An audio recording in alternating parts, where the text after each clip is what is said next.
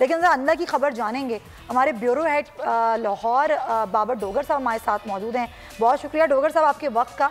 और Nadir Gabol Pakistan peoples party से हमारे साथ हैं, दोनों का बहुत शुक्रिया। ये बाबर डोगर साहब, ये पहली दफ़ा तो नहीं हुआ, इन 3 सालों में जितनी ज़्यादा और जितनी मर्तबा पंजाब काबीना में तब्दीलियाँ हुई, आईजी पंजाब को तब्दील किया गया, चीफ सेक्रेटरी को तब्दील किया गया, ये ख्वाहिशात की बिना पर हो रहा है या फिर बद इंतज़ामियों की बिना पर हो रहा है?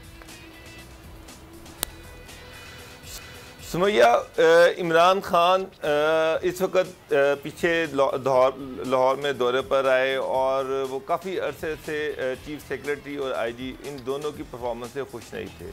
जिस तरह से पंजाब में लॉ एंड ऑर्डर की सिचुएशन थी, जिस तरह से ये सारे रेप केसेस, चोरियाँ, डकैतियाँ ये बढ़ती जा रही थी और इस पर वो चाह रहे थे कि एक तगड़ा और एक मजबूत आईजी यहाँ पर होना चाहिए।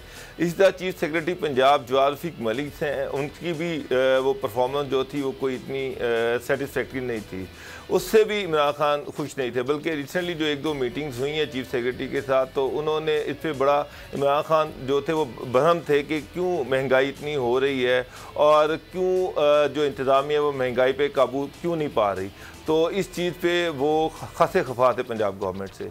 तो इसी वजह से इमरान खान चाह रहे थे कि चीफ सेक्रेटरी जवाद रफीक मलिक जो हैं, मैं वो बता दूं कि वो भी कोई इतना इफेक्टिव नहीं थे। इससे पहले ताहिर खुर्शीद प्रिंसिपल सेक्रेटरी थे और ये एक तासुर था कि वो डिफेक्टो चीफ मिनिस्टर भी हैं और डिफेक्टो चीफ सेक्रेटरी भी हैं। पंजाब में सारे इंतज़ामी फैसले वो कर रहे थे।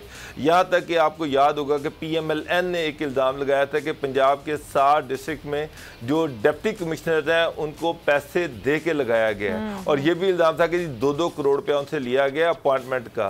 तो बाद में ना सिर्फ ये कि ताहिर खुर्शीद साहब को चेंज कर दिया गया, बल्कि वो 7 जो डिस्ट्रिक्ट थे उनके डिप्टी कमिश्नर्स को भी चेंज किया गया और उनकी जगह पे नए लोग लाए गए।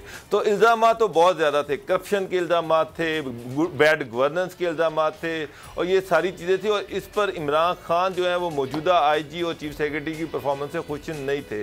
अब एक चीज़ अलहदा है कि यहाँ पर 6-6 महीने में चीफ सेक्रेटरी और आईजी चेंज हो जाते हैं। कभी उस्मान बुज़दार जो है उनकी मर्जी का चीफ सेक्रेटरी आईजी आ जाता है, उसके बाद जब वो आ जाता है तो फिर यहाँ पर ये इल्ज़ाम लगने शुरू हो जाते हैं जी करप्शन बढ़ गई और ये है कि जी अफसरान ऐसे लग रहे हैं जिनकी रेपुटेशन ठीक नहीं है। जब करप्शन के इल्ज़ाम आते हैं तो फिर इमरान खान साहब अपनी चॉइस का बंदा ले आते हैं। पहले भी मेजर आदम सुलेमान को यहाँ पर लाया गया, आईजी हबीब साहब थे उनको लाया गया, लेकिन वो सख्त थे, उन्होंने गवर्नेंस बेहतर करने की कोशिश की, एडमिनिस्ट्रेशन बेहतर करने की कोशिश की।